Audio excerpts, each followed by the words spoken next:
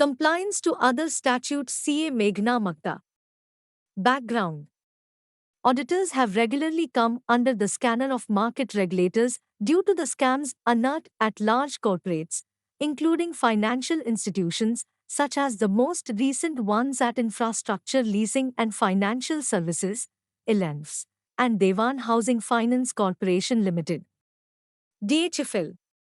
These scams could have been identified at a much early stage if the auditors acted as independent vigilantes and if internal control measures were not compromised with frequently. With a view to plug these gaps, the Ministry of Corporate Affairs, the MCA, has notified the company's Auditor's Report, Order 2020, the order, on 25th February 2020, superseding the company's Auditor's Report, Order 2016, the CARO 16.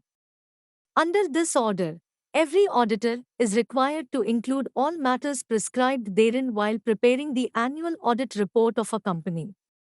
Initially, this requirement was applicable on all audit reports prepared by auditors from the financial year 1st April 2019 onwards. However, due to the ongoing COVID-19 pandemic, and with a view to relax the compliance burden of companies, the MCA by a notification dated 24th March 2020 postponed the applicability of the order to all audit reports prepared from the financial year 1st April 2020 onwards. The new clauses are highlighted in italics. I. Reporting for Nidhi Company, Clause 12. Within 1 year of incorporation, a Nidhi company must satisfy the following conditions, and the same needs to be reported in CARO under Clause 3, 12. Minimum number of members. The minimum number of members must be 200. Net owned funds. The net owned funds must be Rs. 10 lakhs. Net owned funds is the aggregate of paid-up capital and free reserves reduced by the accumulated and intangible assets as appearing in the last balance sheet. The ratio of net owned fund to deposit, the net owned funds, and the deposits shall be in a ratio not exceeding 120, that is net owned funds, deposits is equal to 120. Unencumbered term deposit.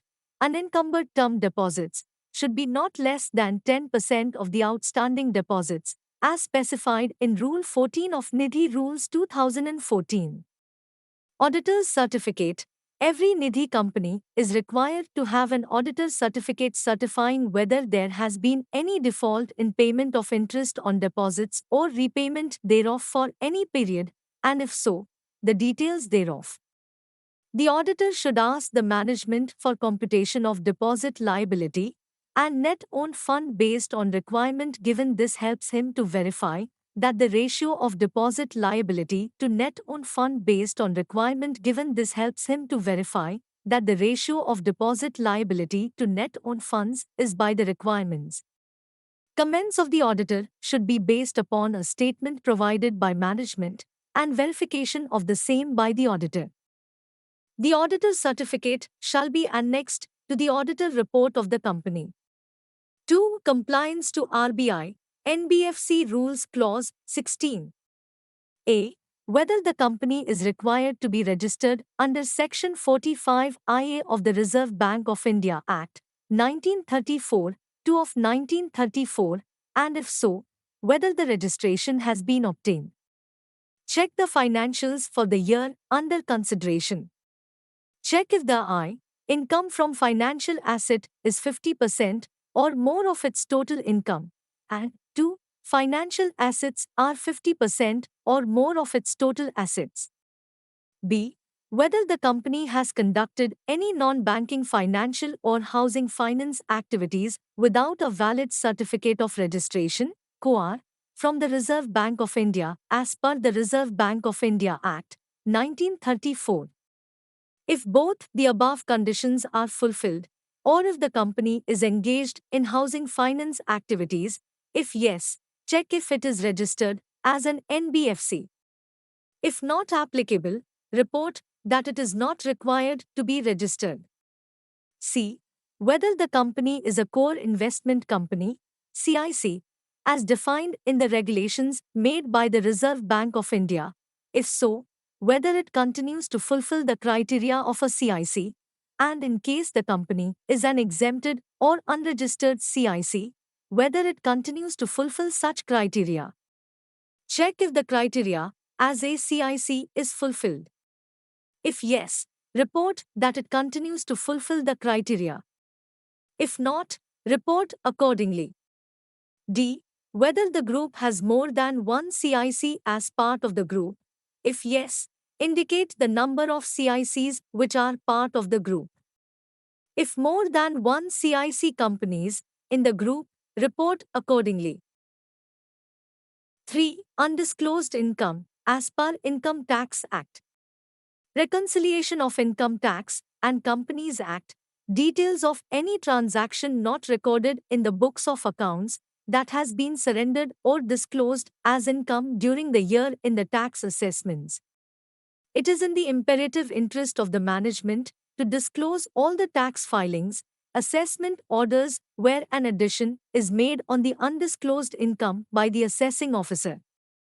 Any communication between the management and the income tax department, where management has defended the claim of undisclosed income, should also be disclosed. Usually assesses doesn't recognize undisclosed income in its books of accounts, though the same has been offered to tax in income tax assessment.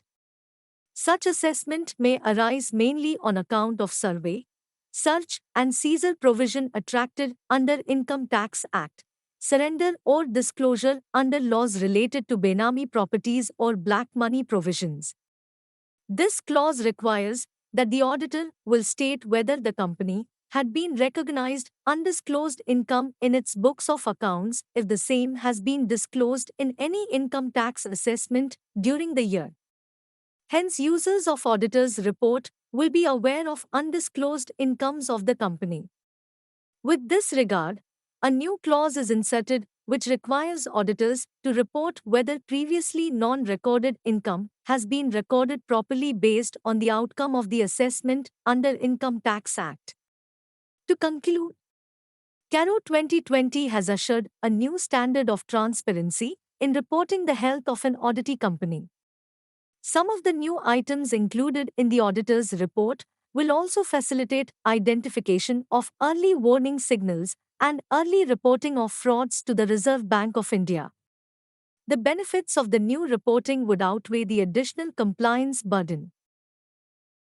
Disclaimer: the views opinions expressed in the article are purely of the contributor.